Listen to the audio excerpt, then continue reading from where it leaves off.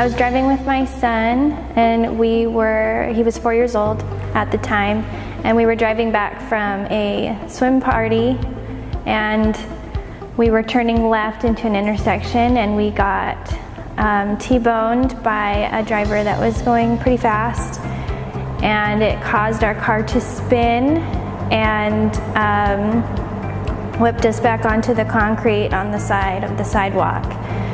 And so it was a pretty big hit, and the brunt of it hit the back of the car, of the passenger seats, and where my son was buckled in a car seat.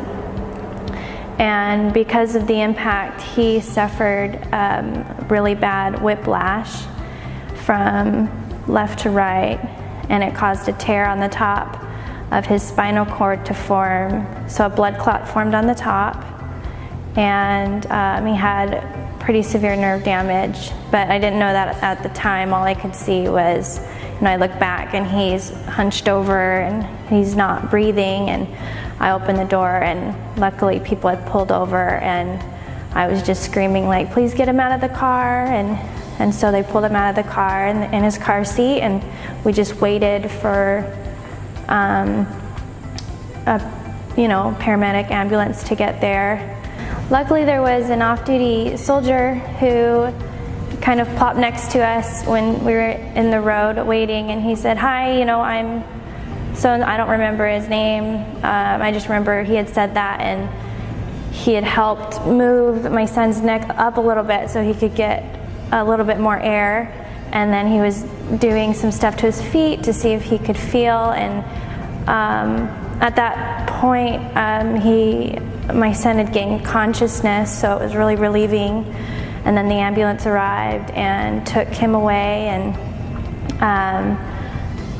they were actually going to take him to the nearby hospital, but then air vac him out into a helicopter to take him to the children's hospital. So he was just taken to the hospital that was closed, but then they needed to air vac him to the hospital in Phoenix, where they deal with critical condition for kids.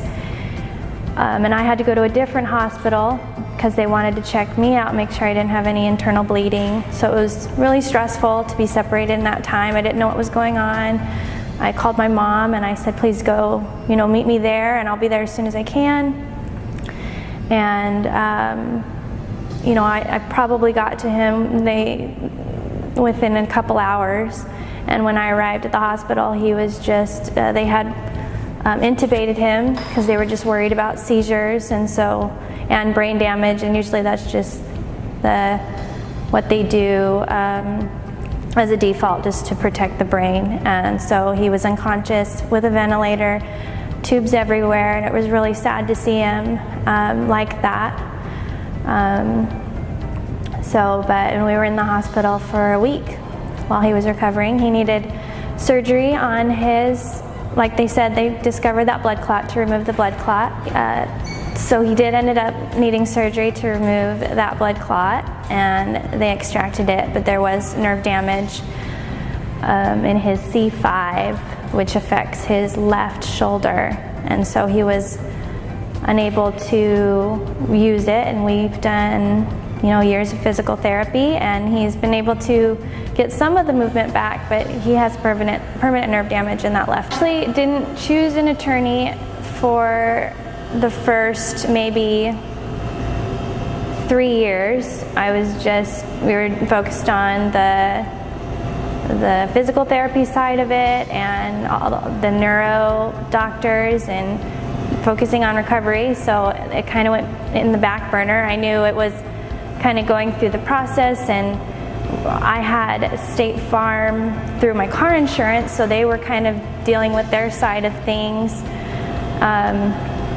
and dealing with the insurance, the hospital fees. It was really expensive. I know that just being helicoptered out is really expensive, and my expenses as well. So I knew it was there, but it just wasn't getting dealt with.